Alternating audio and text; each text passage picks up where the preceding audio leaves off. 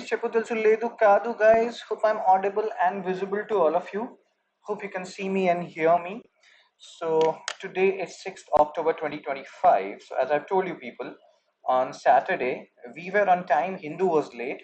So in today's analysis we'll cover today's news as well as Saturday's news. So yeah, and it's dense. Today's article is like, so good morning Prati, good morning Jivan, good morning Rishi, good morning Shipurna. Let's start with the discussion. It's a dense discussion which is going to happen today more often than not. That is the case with Hindu. So sir and ma'am, my name is Shubham Sagar. You can connect with me on LinkedIn. Yesterday, that means on Saturday, I gave you questions. This was related to Muslim women performing certain stuff in Kerala. So that led to us revising classical dances. What is the answer of this particular question? Good morning, Anandu. Good morning, Harshini. Which of the following classical dances is exclusively devotional and associated with Vaishnavite monasteries? Muslim women performing certain stuff. Oh my god, oh my god. Yes, seriously, even if I do it at 8 a.m. or 9 a.m., I feel like always the time is lesser. I'm running against time, because I keep on feeling like I have to add this thing to my PDF, this thing to my PPT. Okay, so the answer here is, as Anandu stated, Satriya dance, and the monasteries were known as Chatras. Do revise the previous or Saturday's Hindu analysis, guys. SDG 3.6 aims to do what? We have talked about Brasilia Declaration. We have talked about road accidents. That led us to talking about SDG 3.6. What is the basic? Very good here, Anandu and Jivan. What is the basic aim of SDG 3.6, Brasilia Declaration, so to say?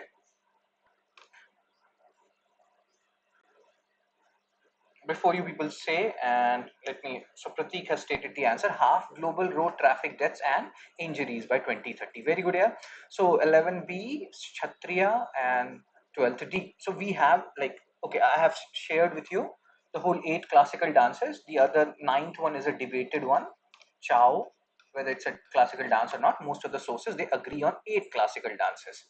So now let's come to, very good here, Pratik, Anandu, Jiva, and all of you have given the answer. So now let's come to the first article of the day. Why is ADR crucial for India's courts? So ADR, Alternative Dispute Resolution Mechanism. Now let me show you something. Oh, what did I? So let me show you something. So if you go here and if you go to notification, I don't know how much you can see it, but I think you can see it. So please, guys and girls, remember your syllabus. You have to remember your main syllabus, otherwise anybody can teach you anything. So see this dispute redressal mechanism. It is explicitly given in your GS mains paper 2. So you have to know about this. This is a very, very technical topic. There are different mechanisms associated with ADR, which we have to understand, like arbitration, mediation, conciliation, lok adalats, how they are different from each other. Because if you don't understand it, everything will look same to you. It's like Ram, Shyam, Ghan, Shyam. Arbitration, there is an order for it in which you have to read. Arbitration, conciliation, and mediation. This is the order in which you have to read. So, and why this is needed? Because crores of cases are pending in the normal courts. So we have to do something pre-litigation. Pre-litigation means before the cases goes to court, there are different pre-litigation mechanism: arbitration, conciliation, mediation, and lok adalats. How they are different from each other. Lok adalat is fine, this you can understand. These 3 terms are the trickiest term which you have to understand from exam perspective. So arbitration is like what? There is a third party which is neutral in nature. Third party, neutral party. You two are having issues. Shripurna and Rishi, they are having issues. They will go to this arbitrator who is a third party neutral, and then he will issue a binding verdict that Shripurna or Rishi has to do something. So this is an arbitrator, third party neutral judge. He will act like a judge. He's not exactly a judge. Who is a conciliator? Again, he's a third party, but he is not putting a binding verdict for you. He is suggesting you measures. So he will suggest measures. Please understand, guys. Most of the people, even when I used to give mains, etc., I have mugged up the definition. Later on, I realized the basic difference between these 3 things. So arbitration, conciliation, and mediation. So who is a conciliator? Conciliator will suggest measures to Shripurna and Rishi, and then they will arrive at a decision. Shripurna and Rishi, they will sit and they will talk, and then they will arrive that okay, this is the thing which is acceptable to us. Once they arrive at a particular point of view, that point of view will be sealed by conciliator as final. then it will become binding. But conciliator in itself is not, putting a binding verdict. He will give Shripurna and Rishi the time, and then they will decide. Mediator, he is like, no, he is acting as a mediator. Mediator is a common term we even use. He is not suggesting anything. He will just put Shripurna and Rishi in the same room, and he will put them closer, closer, closer, and then they will talk with themselves, and then they will decide what is good for them. That is the work of mediator. It's non-binding. So arbitrator, conciliator, mediator, these are the terms which are very important, you will understand. So let's focus on, and then we'll solve a mains question. So commitment to legal reforms and ADR. And again, why there is a need for this alternative dispute resolution? See this. Total pending cases in India is around more than 4.5 crores, and including Supreme Court, High Court, and other subordinate courts. So, and there was a economic survey document which said that average pendency of cases in India is 5 years. So it's huge, man, and we need, like, the delay is huge. The vacancies in judges allotment is huge, so we have to follow this Panch Parmeshwar principle. Now this is an interesting part. This ADR thing, it works upon the Panch Parmeshwar model. What is Panch Parmeshwar? This is basically like five people, you are in a, like, sometimes you will go outside. This is like panchayat, how panchayat works. So five people coming together and giving a decision, collective decision making. That is Panch Parmeshwar. That's how ADR works. Alternative dispute resolution, Panch Parmeshwar, principle of collective consensus. So again, Law and Justice Minister, he is saying this because he know there is pendency and we have to do something about it. And justice delayed is justice denied. Justice hurried is justice buried. What is the basis of this alternative dispute resolution? Article 39A, equal justice and free legal aid. Apart from, like, we have talked about arbitration, we have talked about mediation, we have talked about conciliation. I will show a comparative analysis also. Okay, let me show you that comparative analysis, and then we'll come back and we will try to understand the fourth aspect of ADR. So arbitrator, conciliator, mediator, what we have discussed. Arbitrator is a third party. He will give a binding award. You can forget the below points, focus on the upper 2-3 points. Binding award. He is a third party. Conciliator, he is a facilitator. He will ensure that you two come at a decision. Shripurna and Rishi, they are coming at a decision. Once they have come at a particular decision, that will become binding. Mediator, he is not making any decision. He will just put Shripurna and Rishi in the room, and then they will decide. So this is the most informal, and that's why I'm telling you, this is the order in which you have to go about things. You will read arbitrator, then conciliator, and then mediator, and then the Lok Adalat thing. What is Lok Adalat? So Lok Adalat is a statutory body created by the Act of 1987. There is a NALSA Act, National Legal Services Authorities Act of 1987. So it's a statutory body. What is the basic formation of a Lok Adalat? So Lok Adalat is generally comprised of three people. One is a judge, retired judge or serving judge. Other is an advocate, and third is a social servant. So what they will do, again, pre-litigation phase. Sometimes they will even go door to door if there are certain issues. They will litigate it in the pre-litigation phase. So generally this Lok Adalat, and again, a statutory body, somewhat different from arbitrator, conciliator, and mediator. Whatever judgment they will give, that is binding. That has to be implemented. But if you are not satisfied, you can always file an independent suit in courts. You can file an independent suit in High Court, Supreme Court, or other courts. So, but their decisions are binding. So they are different, but they are all involved in more or less in pre-litigation phase, and that will reduce the pendency of courts. Before going to courts, you can go to these alternative redressal mechanism, and they will help you in certain way. Article 39A of Constitution, DPSP, they talk about equal justice and free legal aid. Then you have, again, you don't need to do PhD here. The basic rationale here is, what is the what are the differences between arbitration, conciliation, and mediation. Lok Adalat is governed by NALSA Act, National Legal Services Authorities Act of 1987, inspired by Article 39. Do remember this. This DPSP is important. You have to use this particular DPSP when you're writing a mains related answer on these ADR. Very, very, very important, sir. First Lok Adalat. This can be asked in other exams. When did the first Lok Adalat happen? Not UPSC. Factual information. Decisions are final, I have told you. But what you can do is, you can file a regular suit in court. Then you will not go to ADR. What will happen? You will go to court and you will file a case. But decisions are final, and you cannot appeal in other Lok Adalats, etc. Then you have to go to court if you are totally dissatisfied. Lok Adalat is fine, guys. Most of the people understand Lok Adalat. The main rationale is, if you people after this Hindu analysis are able to understand arbitration, conciliation, and mediation, your attending this Hindu analysis thing is successful. Arbitration, conciliation, mediation. It's a very tricky part. So pending cases exceed 5 crore, and that's why we need these alternative dispute redressal mechanism. Then there are vacancies of judges, high court, district courts, and then there is tussle between legislature and executive and judiciary. Judiciary appoints, judiciary Kartik calling Kartik, collegium system. Executive is not very happy with it. That leads to this vacancy. Sometimes, president will sit on a particular judge's name, with due respect to president, ma'am.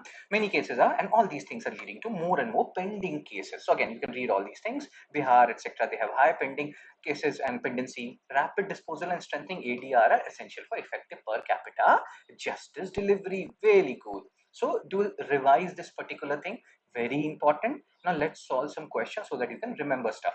So this is a mains question, and then we'll solve some pre-questions. Pre-questions will help you remember each and everything whatever we have discussed up until now. So ADR is the need of the hour in India to ensure timely justice. Discuss 15 marks to 50 words. So you are watching me right now. Let's say later on you watch this video again for revision purpose. So when you will watch this again for revision purpose, pause me here and then try to write an answer. 15 marks, 10 minutes, and you should have three parts: intro, body, and conclusion, as we keep on saying. Conclusion is needed because it will give closure. Even one line conclusion, closure is needed. So in intro, what you can do, you can talk about why it is the need of the hour, how there is huge pendency of cases, around 5 crore cases pending in different levels of courts, and to address that, we need some resolution in the pre-litigation phase. ADR is a way of doing that. And then in the body part, you can talk about different ADR mechanism, arbitration, conciliation, mediation, and then lok adalats. And then you can also talk about the challenges. Not many people know about it. We are talking about it right now, but many of you may not even have heard about it, or even if you have heard about it, many of you may not even have known the difference about them. And that, even when you people are so educated, so these things you have to talk about, and then you have to talk about how that has to be awareness created about these alternative dispute resolution mechanism, and it will play a crucial role in reducing a little bit of pressure on our judiciary. So you can talk about all these things. Do talk about Article 39A. The more you write these articles in your answer, the more your answer looks better, So yeah, do talk about Article 39A, need for ADR. You can have a look at this. I'm not reading. And do talk about this Panch Parmeshwar philosophy. We have, adopted this. We followed this. Panchayats works on this, and this community model actually works. Cool. And if you have your own points, feel free to share it in the comment section. Arbitration, conciliation, mediation, remember it in the same order, and how you will remember it. See, you people know A, B, C, D, E, F, G. I know A to Z. So there was a guy. His name was Samay Raina. He was interviewing some girl called RJ Mahvesh or something. So he asked RJ Mahvesh, I don't remember the exact name, what is her favorite letter? Her favorite letter was M. Samay's favorite letter was UZ. So in India, we call Z as Z.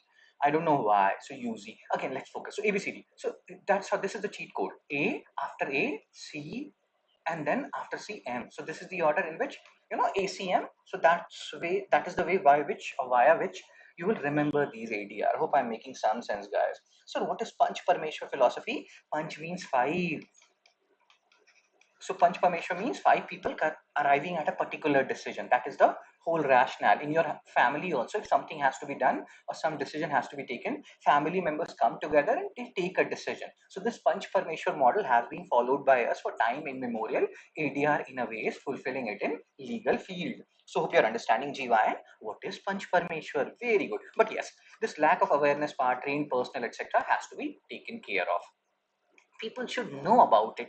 Only then they can use this ADR mechanism, guys.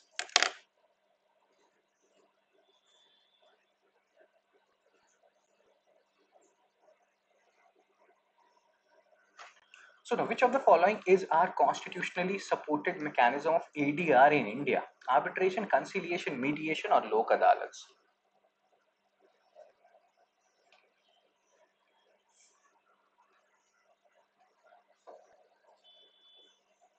Welcome, Jivan. So what is the answer, guys? ADR mechanisms. Arbitration is an ADR mechanism, so first has to be there. Conciliation is, so second has to be there. Mediation is third, has to be there, and Lok Adalat is also one form of ADR. So all of the answers are correct, all the options are correct. The answer is C, as stated by Prateek, Anandu, Rishi, Jivan, and Shipurna. Very good here. Hannah also stated it. MCQ2, the doctrine of Panch Parmeshwar primarily emphasizes what? Jivan, Shipurna, Hannah, all of you. Cool. So doctrine of Panch Parmeshwar, centralized court control over disputes, collective decision making and consensus in dispute resolution, punitive measures for offenders, adherence to statutory law over social norms. What is Panch Parmeshwar?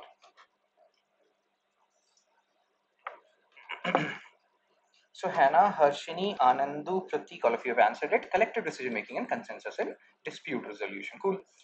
Let's move on to the next article of the day. All the articles are technical in nature, guys. They're tricky. And when I see those articles, I feel like, oh my god, again a tough day today. So today was a tough day for me. So India's direction for disaster resilience. So here we are talking about disaster risk reduction, disaster management, GS mains paper 3, disaster risk reduction. So, and again, let me show you. So if you see this, and always have a look at the, your syllabus. See this, disaster and disaster management. So whatever you're reading in this particular editorial or article or opinion, you have to, wherever you're making notes on disaster and disaster management, you have to keep it here. Cool. So what this article is talking about, disaster resilience, again, he is an advisor to NDMA, National Disaster Management Authority. So obviously Safi sir will talk about something positive, and it's good, we need some positive news. So what is the positive news? India is doing stuff when it comes to disaster risk reduction. Now, disaster has, like, risk reduction has two phases: pre-disaster phase, post-disaster phase. What do we mean by that? Like, don't wait for disaster to happen. Don't wait for extreme rainfall to happen. Don't wait for earthquake to happen. Don't wait for drought to happen. Do something to prevent it. Although prevention of earthquake is very near equal to impossible, but still, we can make earthquake resistant buildings. We can do retrofitting of buildings, you know. So retrofitting a building means what? Old buildings fitted with structures to prevent or minimize the impact of earthquake. That is retrofitting.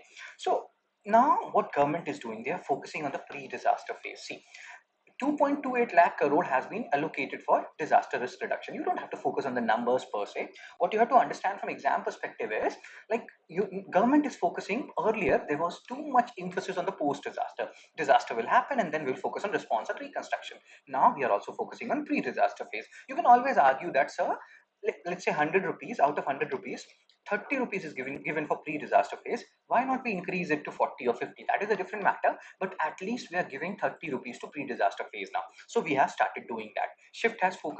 Our focus has shifted from prevention mitigation, capital means from relief to these things, prevention, mitigation, etc., which is actually a good thing. We are thinking about preventive measures. So that is one good thing. And what else we have to talk about in this article?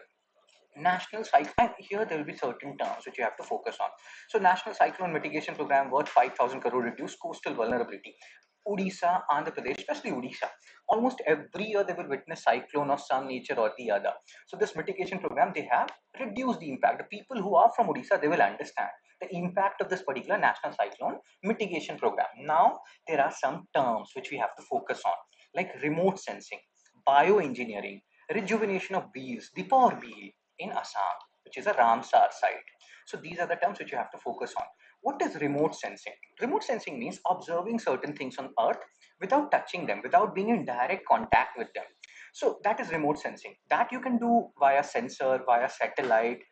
Remote sensing can be of two types: passive remote sensing, active remote sensing.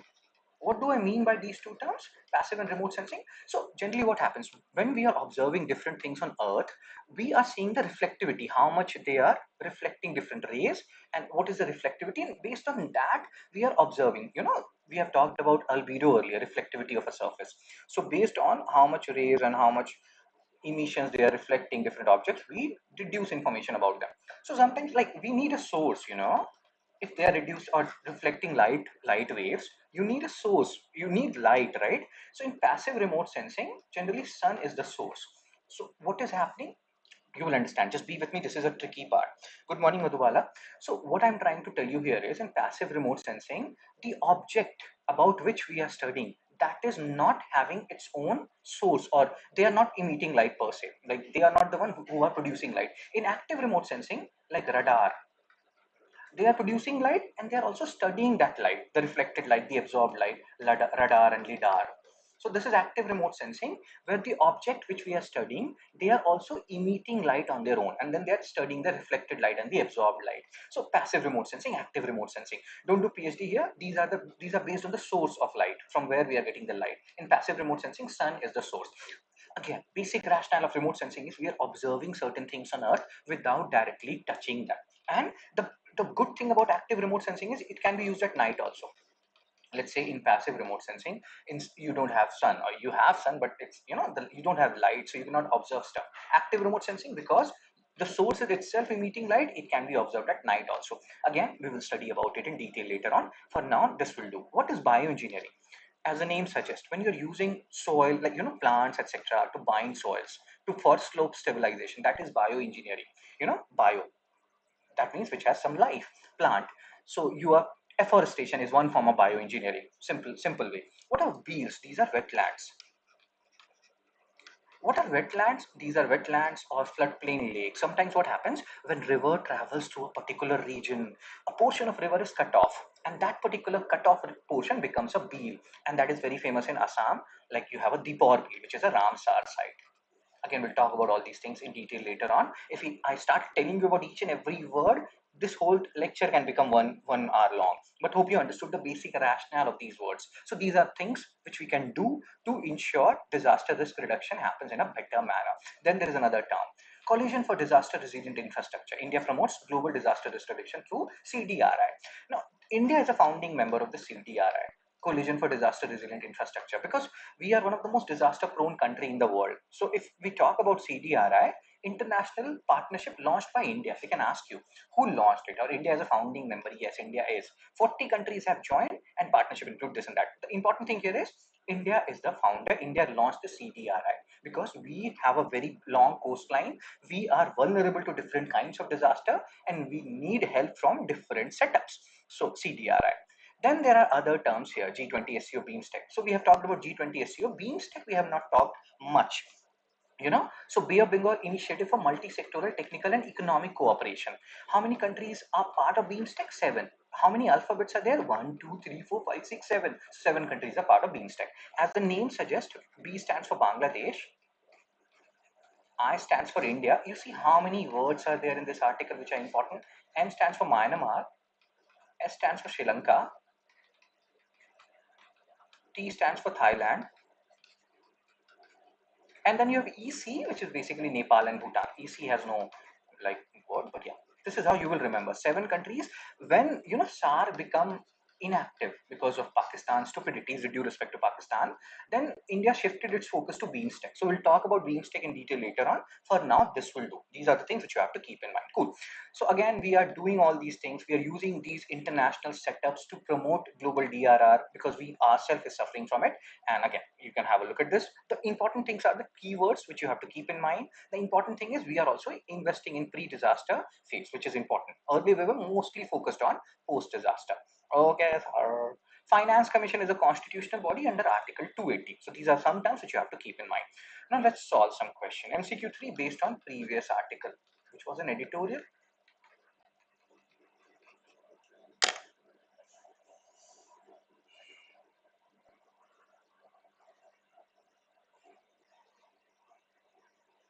So now you have arbitrator, you have conciliator, you have mediator.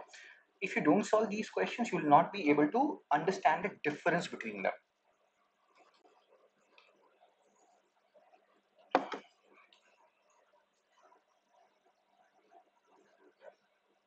So how can we consider a particular disaster as natural or man-made? As some disaster caused due to negligence by humans are also considered as natural disaster. Natural disaster is what? Earthquake. Can you cause it yourself? More or less no, right? It's a natural disaster, right? Man-made disaster is what? Let's say flash flood happened in your urban area, and because it was not getting a passage because of haphazard urbanization. So that is man-made disaster. There can be some disaster which has both natural as well as man-made characteristic, Pratik. So yeah, it can be both. But yes, you can understand, like volcanic eruption, if it happened, you can say that humans were responsible, but more or less it's a natural disaster. Any disaster can have both components, natural as well as man-made. So yeah, but hope you can understand. Natural earthquake, volcanic eruptions, these are natural disaster. We don't have much control over it. We can only focus on how we can reduce the impact, minimize the impact. And then these, flash flood or floods in urban areas, the Gurgaon thing which happens time and again. So this is a man-made disaster. So Shripurna, Hannah, Harshini, Rishi, Anandu, Jivan, all of you have given the answer. So arbitrator, he is what? He gives binding award like a private judge. So one is C. If one is C, B and C is gone. And please, people, don't remove your answers. Conciliator, facilitate dialogue, no, suggest settlement, binding if parties agree. So 2 is B. Mediator, facilitates dialogue, no binding decision. So A. All of you have given a correct answer. I think some people removed their answer. Shipurna, Hannah, Harshini, Rishi, Anandu, Jivayan. Very good, yeah. Don't remove your answer. Which of the following statement about remote sensing is correct?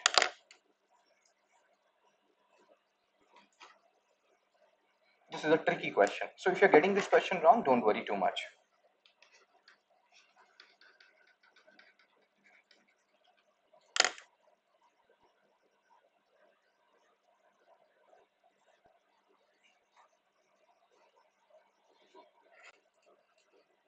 Remote sensing. We have talked about remote sensing, the basic, meaning of remote sensing, how remote sensing work.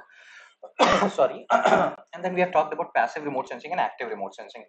So Harshini, Hannah, Anandu, Shipurna, Pratik, they have given the answer. Rishi, all of you have given the answer. So we have discussed passive remote sensing. They do not emit their own energy. Sun is the source in that. Active remote sensing, lidar, radar, they emit their own energy. So active remote sensing can work even at night because they're emitting their own energy. So night day doesn't matter to them. Active remote sensing will not, passive remote sensing will not work at night because sun is not there. How will you, if you don't have the source, if you don't have the light, how will you study it, right? It does not require physical contact. It can be used for flood and landslide monitoring. So the answer is C, as stated by Harshini, Hannah, Anandu, Shipurna, Pratik, Rishi, Madhubala, Jivayan. Madhubala. Like, share, and subscribe, guys. Spread the word. As I've told you, articles are very tricky, very bad. I don't like this. So, coral larva of cryobank, coral reefs, coral polyps, zooxanthellae, we have talked about it earlier also. But something new has happened, which has nothing to do with the previous thing, which we may have talked 2-3 weeks back. And see, understand one thing. This is a hint for you people. If something is coming again and again, that means that thing is very important. You have to, from geographical perspective also, you have to study this thing. So what is happening here? First, let's try to understand it from like coral triangle, which is known as Amazon of the sea. This include Indonesia, Malaysia, Papua New Guinea, Philippines, Solomon Islands, and Timor Leste. Please have a look at this. Australia is not there.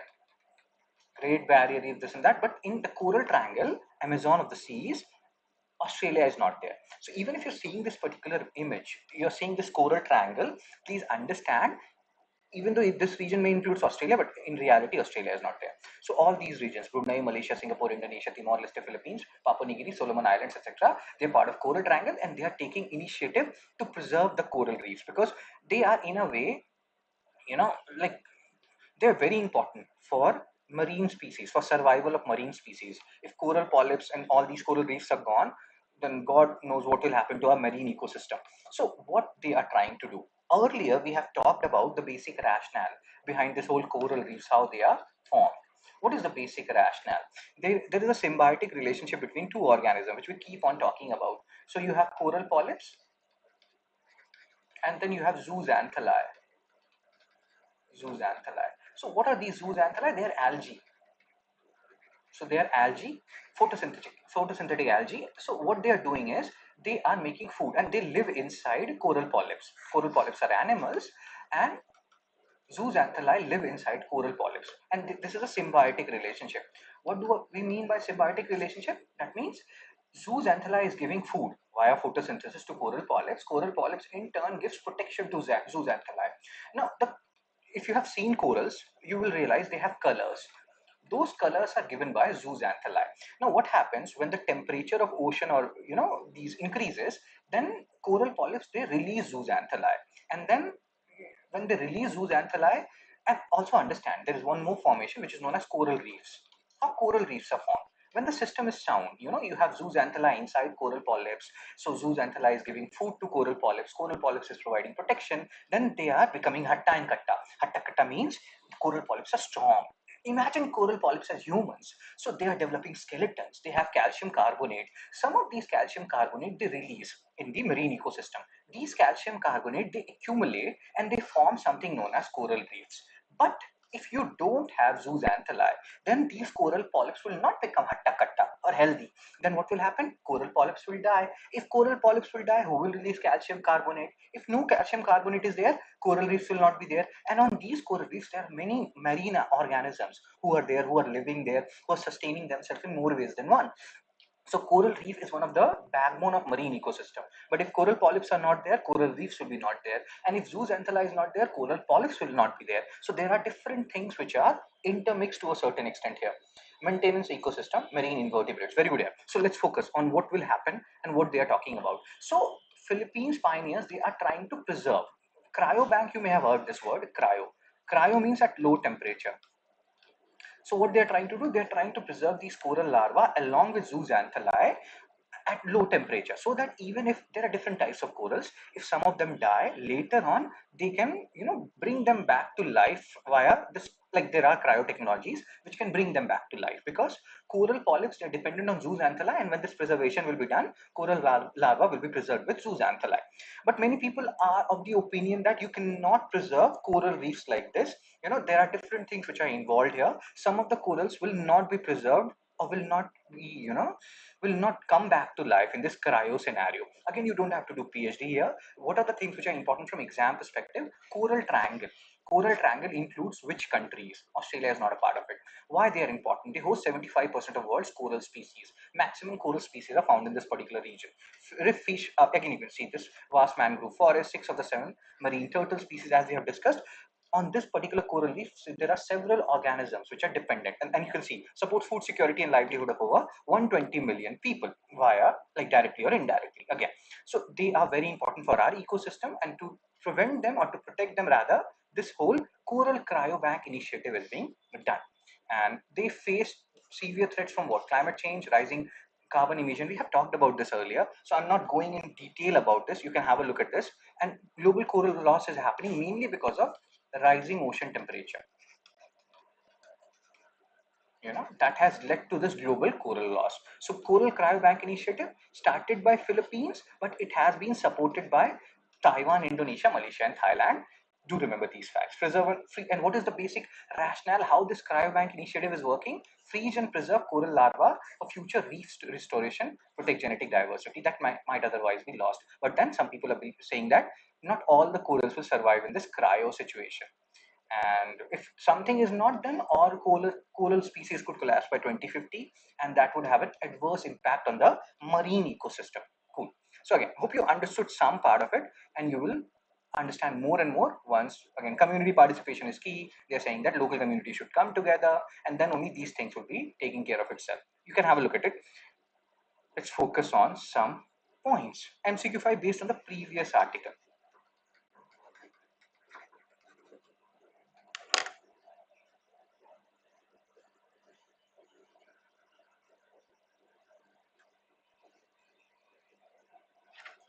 So beels mentioned in DRR initiatives of Assam are what? What are these beels?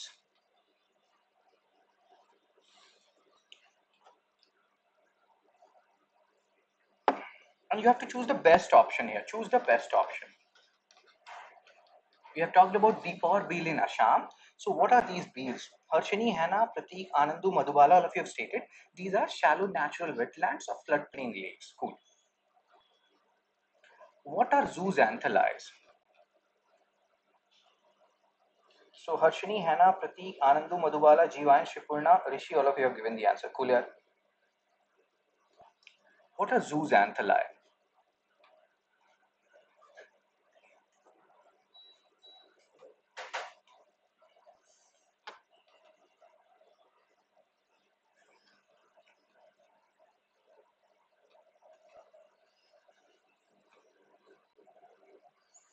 So Hannah stated it.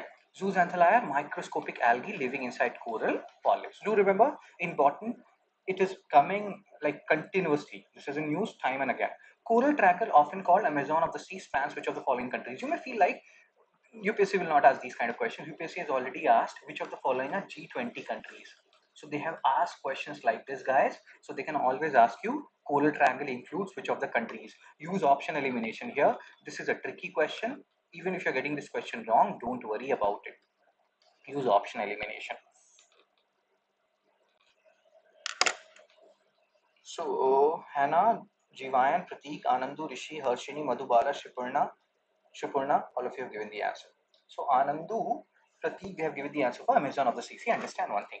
Thailand is not a part of Amazon of the Sea. India is not a part of Amazon of the Sea. Maldives is not a part of Amazon of the Sea. So Coral Triangle. So via this option elimination, you can arrive at the answer. Indonesia, Malaysia, Papua New Guinea, Philippines, Solomon Islands, and Timor-Leste, as stated by Anandu, Pratik, Hena, Rishi, Harshini, Shipurna, Jiva, and Madhubala. Very good. Page 6 editorial. As I have told you that we will do 4th October articles today also. So thankfully, not many good articles were there. We will do some articles right now and then we will do some. Let me show you first. We'll come back. So today we are doing only articles, editorials, and opinions. I'm fed up of this. So let's take some light news and then we'll come back to this. So 4th October. See this, male tiger, two cubs found dead at Kanha Tiger Reserve. This is 4th October, Saturday. And why we are doing it today? Because Hindu was late. I am not late. I am as disciplined as possible. Hindu was late that day. So Kanha Tiger Reserve, Madhya Pradesh. UPSC has already asked a PYQ on it, which you will see later on. They are famous for their Bara Singhas. Famous for what? Bara Singha, swam deer. So do remember these facts and read more about Kanha Tiger Reserve. We will solve a question later on. So this particular news is important. Like and you will see one editorial of 4th. Then 6th October. Apart from the articles which we will cover, there is something more which is known as this xenobiology. Science and Tech article. I have already covered this one. This thing we have discussed, Philippines pioneers, coral larva cryobank. But this one, xenobiology, is what? Like when we talk about what is the basic rationale of xenobiology is what? Like they talk about human life. Human life is of DNA, RNA, proteins, etc. But do we have same kind of life on other planets of other unit or other solar systems and star system, etc.? Can't there be a human life which is made of something else? So xenobiology is a rapidly growing branch of science that study how life could exist using biological system different from those that prevail on Earth. Maybe there will be a life system on some other planet of some other solar system or something star system where their head is downwards and their leg is upward. We don't know. So it's not like always same human kind of a life will exist. So this is xenobiology. This is the term which you have to keep in mind. And they ask whether Earth life is the only possible form of life. Life can exist in other different forms also, rather than this whole DNA, RNA, and protein thing. So this is one thing which you have to keep in mind, xenobiology. So now let's come back and let's again read some dense article. So yes, on like Saturday only, the xenobiology has appeared today. So, Saturday, this clean energy rise, these climate finance expansion. So here they are talking about solar energy, how India is doing awesome. But then we will start crying. Why we are crying? Because we are like, we need climate finance. Give us money. Money, money, money. Some of you may feel like, sir, you are also like this. Give us me money, give me money and all. Dude, I need money to survive. These people need money to do something else. We will understand. Let's focus. So in 2024, India added 24.5 gigawatt of solar capacity. So now we are the third largest contributor when it comes to solar energy behind China and US. Do remember these numbers, these facts and figures? They're actually important. So it is recognized. We're doing good. We are doing very good when it comes to renewable energy sector. We employed 1 million people. You can see all these things. And we formed International Solar Alliance. It was talked about in COP21. Paris Climate Deal of 2013. Then it was formalized in 2015, and headquarters is in Gurugram. I like the earlier name, Gurgaon. Gurugram. So yes, and it is about countries which are lying between the two tropics, Tropic of Cancer and Tropic of Capricorn. So we have done good, man. We have done very good. But the problem is money. Paisa, paisa, paisa. Money is always the issue everywhere, right? Even let's say I'm doing this Hindu analysis and I have kept a target of 1 year. Like again, let's not go there. So the point is money isn't always an issue. This is an issue here also. So size of finance gap. there is an IRENA. We'll talk about this IRENA. So they say that India needs $1.5 trillion if we have to finance solar energy, etc. Because it's expensive, dude. It's not cheap. Our Ministry of Finance is saying, dude, you're reducing it by 1 trillion. We need 2.5 trillion. So we are saying more. IRENA is saying less. IRENA is an intergovernmental agency. It's not a part of UN. It's headquartered in West Asia, and it was. I will just show you. And it promotes renewable energy, and it will help different countries in adopting new renewable energy practices. So that is the basic rationale here. Intergovernmental organization dedicated to promoting renewable energy worldwide. Do remember, it's not a part of UN. Not part of UN. Now, if I ask you one question, IUCN, UPSC has already asked you means multiple PYQs on IUCN. Is it a part of UN? Guys, చెప్పండి చెప్పు తెలుసు లేదు కాదు guys. So IUCN, is it a part of UN? Yes or no? Support countries in transitioning to sustainable energy. Founded in 2009, headquarters is Abu Dhabi, UAE, paisa hi paisa. That means they have too much money there. While speaking like this, these days I'm watching Northeasterner. Her name is Sita Raman and something like that. Oh my god, she's so cute, yeah. You people can find a Sita Raman as something like that. Her shorts. She's very cute and she speaks like she's from Northeast, she's from Arunachal. She speaks Hindi in her own accent. And it's so awesome, man. Funny videos she makes. So, yes, sir. And she talks about paisa hi paisa. So, again, IRENA, that is money, money, money. Founded in 2009, headquartered Abu Dhabi, not a part of UN. India is a member of IRENA. So, as our favorite actress says, paisa hi paisa. So, yes, as Hannah stated, IUCN is not a part of UN. So, remember these questions. UPSC has already asked a PYQ on this. Now let's come back. Let's come back to this money thing. India is crying. We all are crying. We need money. We have to expand renewables. We have talked about this. There was a Hindu analysis article I did on geoengineering. I even made a short on it where we talked about geoengineering. They are saying that decarbonization is the way to go. Geoengineering is not the solution. It is too expensive. But decarbonization is easier said than done because world has, like, if they're getting 100 units of energy, more than 80 units they're getting from carbon sources or coal, etc. So because renewable is expensive, and if you want to strengthen power grid, expand renewables, use green hydrogen, electrolysis of H2O, using solar energy or renewable energy, all these are expensive things, dude. We need money, and you are not giving us money. Different forums are not giving us money. We need money. Now, how can we generate money internally? One thing is getting money externally, other thing is generating money internally. So yes, the thing is, like, this thing, loan guarantee. I think in previous Hindu analysis we have talked about certain schemes. In certain schemes, government gives loan guarantee. How loan guarantee works? So let's try to understand. There are certain schemes which are without collateral, and where vulnerable people, they don't have to put their land and on debt, or give their land papers to bank, etc. No, they get loan without collateral. So banks checks about their profile more. And why, like, will bank give loan to you when you don't have, when bank does not have collateral? Because they get loan guarantee from government. Government gives them a guarantee that you give them, this particular person, the loan, we will pay a certain amount, don't worry. If that particular person is not able to pay the amount, we will pay it. So same thing can be done in solar sector, in renewable sector rather. What is meaning here, like, let's say, and this is a thing which you may be seeing in your house or nearby. I want to install solar on my roof, but I don't have money. In that regard, government can ensure or start these loan guarantees that, okay, certain portion you can get at subsidized rate, or bank can be incentivized to give loan when it comes to installation of solar panels on roof. And by this loan guarantee, government will pay the amount, if certain amount, if the person is not able to pay. So these are different measures. De-risking green investment, attracting private capital, this is one way by which you can attract. This loan guarantee is an important thing.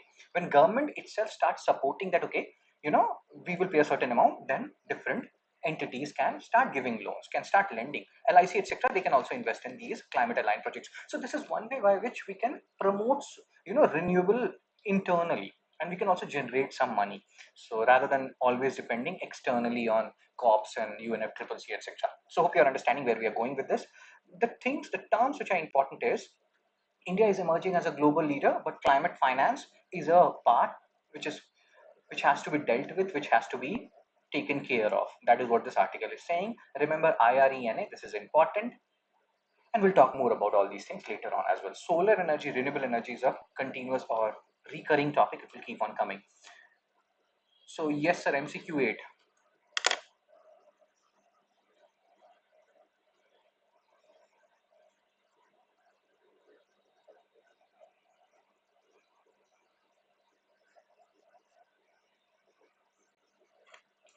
In 2024, India added 24.5 gigawatt of solar energy capacity, making it the third largest contributor globally. Which of the following countries were ahead of India in solar capacity?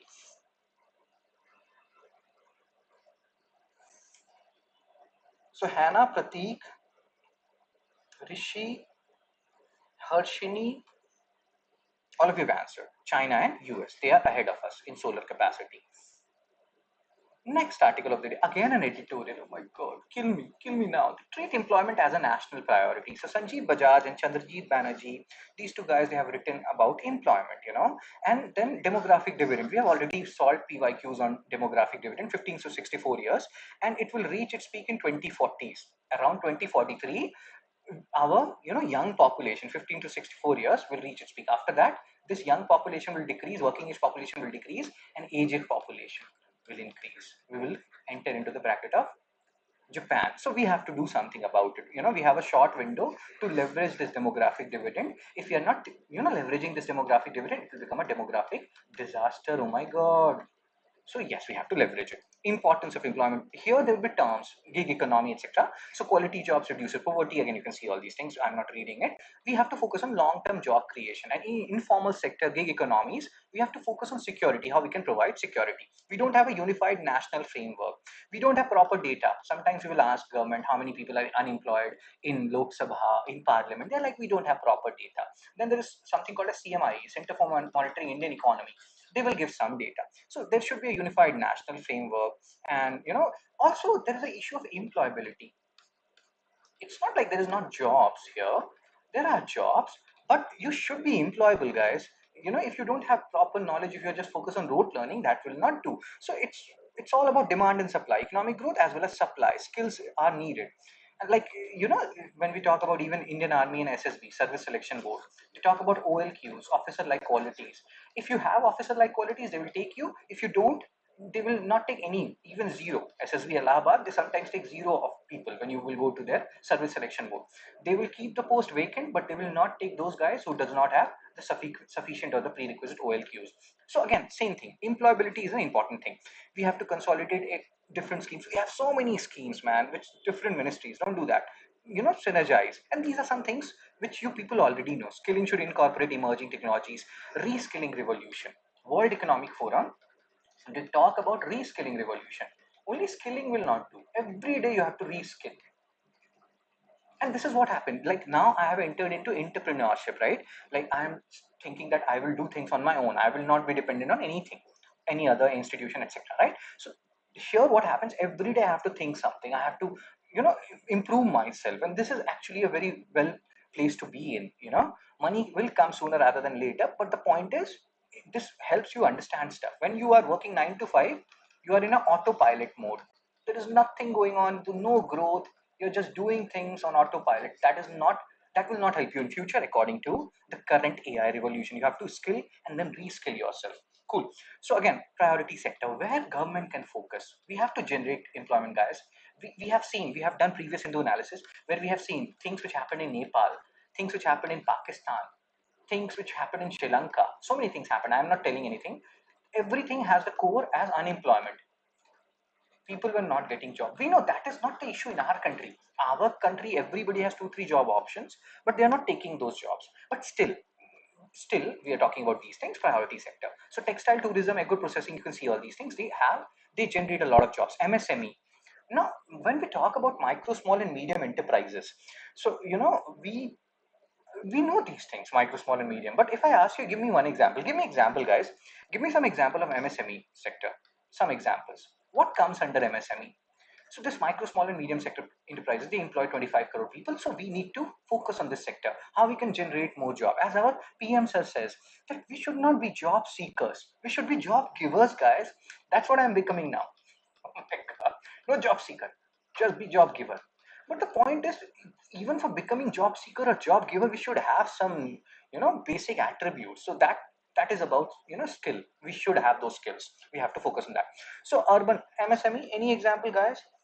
So let me give you some examples. So let's say my this whole operation, this whole thing, or let's say, take any other example. Let's say somebody is making papad on a local scale. Somebody is making achar on a local scale. Somebody is, making textiles on a local scale. All of these are parts of MSME, guys. So it's not like it's a big thing. Even Amul, etc., which has become a cooperative, they started from this MSME thing. So MSME, bakery sector, very good, Jiva. Even local kirana store, they are part of MSME. So hope you're understanding. But yeah, papad, achar, textile, all these are, you can always write it in MSME sector. So they employ a lot of people, and we have to focus on that. Gig economy. This, Swiggy, Zomato, urban company, all these are part of gig economy.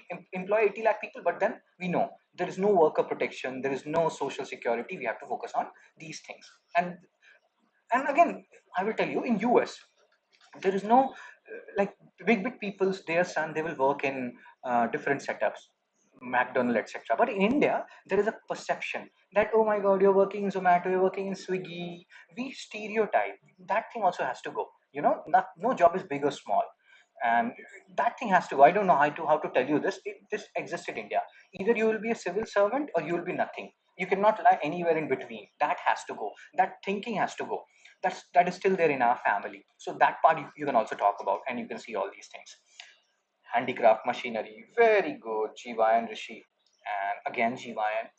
So employment data, we need data. Government keeps on saying in Lok Sabha and Rajya Sabha, we don't have enough data on employment. That will not do. We need real-time employment data. Some portal has to be there. We are in the age of AI and big data and all ubiquitous computing, etc. Why can't we have real-time employment data?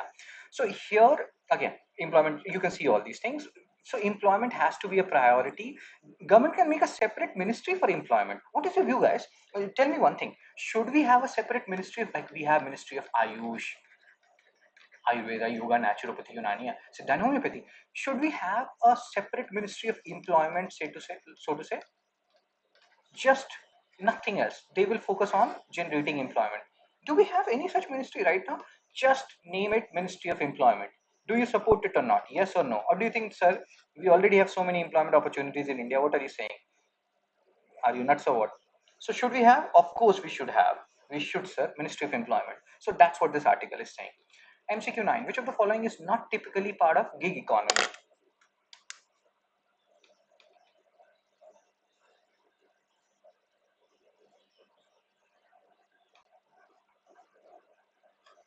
Uber, Swiggy, urban company, public sector bank, full-time employment.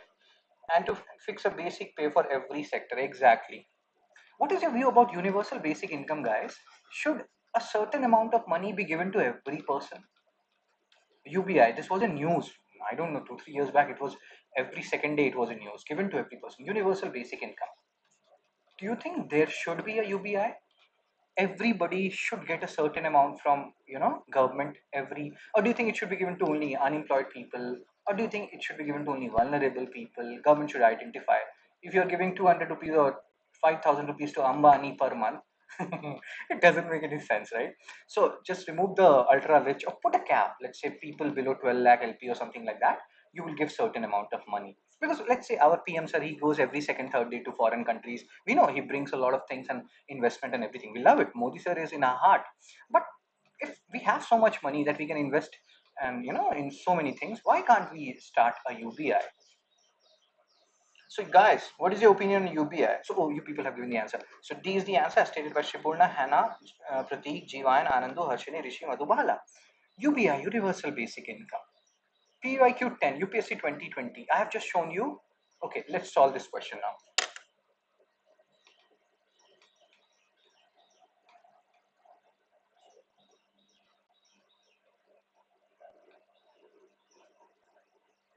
It may be a way to eliminate poverty or sudden job loss, but sir, it could disincentivize work. This is actually a very valid point, which has been stated by Prateek, that if you give universal basic income, people may not be incentivized. See, if I give you 5,000 per month,